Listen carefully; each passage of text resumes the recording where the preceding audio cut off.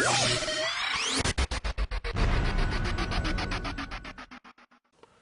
everyone, this is Aaron with Zollotech, and we're going to take a look back at something that's been out for a while, since about last August, but I don't get to review a whole lot of products that come out on T-Mobile, so I thought I'd take a look at it anyway. So this is the G2.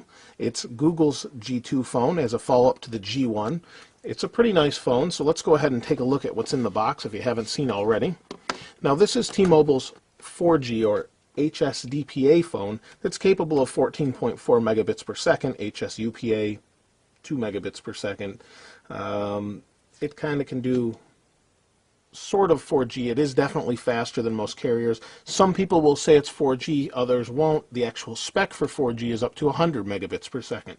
So take it as you will. It's probably faster than most 4G phones that maybe AT&T has. Verizon's pretty fast, so I don't really see that being an issue. As far as that, I've gotten 20 down. But either way, let's go ahead and take a look at it and see what kind of speeds we get, that sort of thing. So here's the phone. It is a kind of a, not even a slider, it's kind of a flip up style phone. As you can see, it's got a mechanism in there that kind of flips over and down and in the other ways as well. It's a landscape QWERTY keyboard. So here's the phone itself. We have our home menu, back, search, and our little kind of wheel or touchpad that a lot of the Android phones used to have, but not so much anymore. On the back, it's nice metal right here. We've got a 5 megapixel camera with flash. Our speaker. Let's see, we've got our battery pop-off area here or whatever. It's a little switch that pops the battery off. Here's the battery itself. We have our SIM card in here.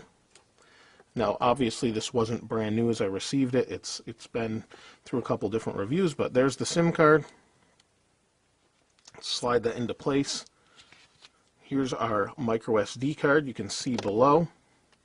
Should be well, I can't really get in there, but it says 8 on it. Should be 4 gigabyte card according to some of the specs I've read on it. And that's pretty much it for the back. Really solid phone, though, if you haven't seen one of these.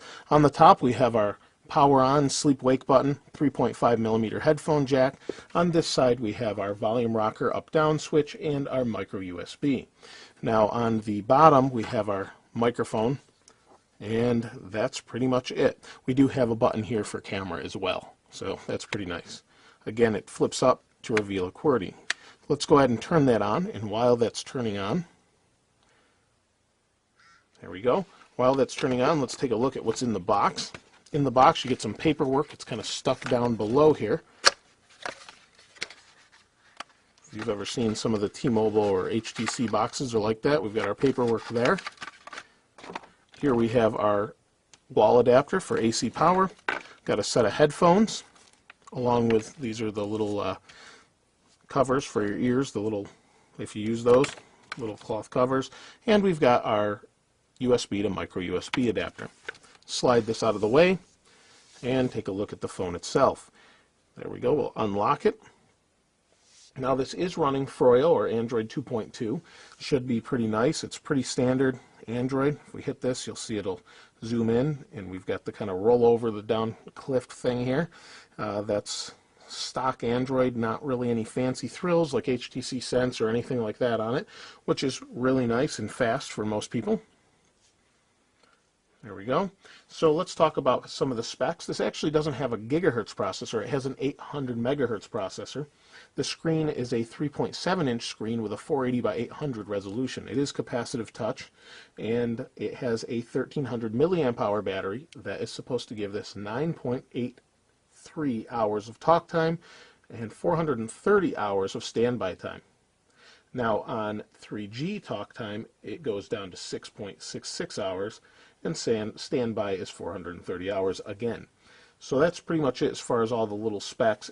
The camera can record in HD, 720p HD rather, and it has Wi-Fi BGN, has Bluetooth, 2.1 EDR, and it's kind of a standard Android phone. But let's go ahead and take a look at the QWERTY. Now this is a really clever mechanism. I do like how this pops up and kind of slides down. And then you've got the keys feel nice. Let's go home, and there we go. So It feels really fast. I know some people that actually have this and they really like it. There's the web browser.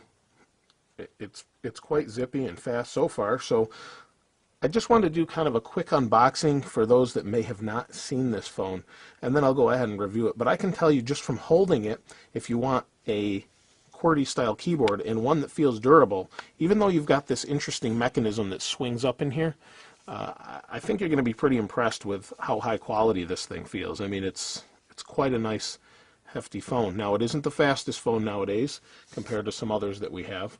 And like I said, when we were looking at the SD card before, it's supposed to be a 4 gigabytes of RAM installed with an expandability of up to 32 gigabyte, but that was a little bit difficult to see at the time. So that's pretty much it. If you have any questions, though, please feel free to ask, and I'll try and get those before I get the review out. Like I said, it has been out for a little while, but thought we'd take a look at it just to see what we have. And they actually have their 4G service in my area, so I'll get to check that out some.